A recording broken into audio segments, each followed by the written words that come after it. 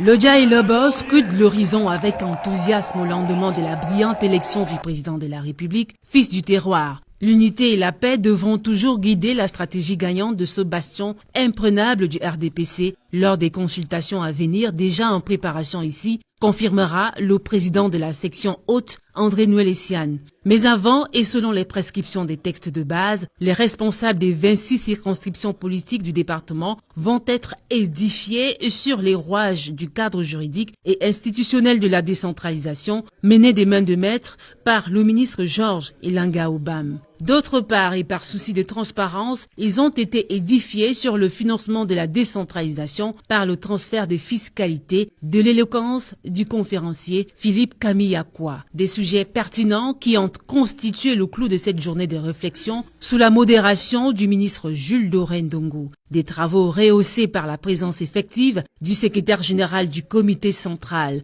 Pendant près de 2 heures, Jean Kueté va entretenir les responsables du parti sur les pratiques de la bonne gouvernance. Et au-delà de cette journée de réflexion intense, le chef de la délégation permanente du comité central dans le Sud va demander aux militants de majorer le taux d'inscription sur les listes électorales en même temps que le taux de participation.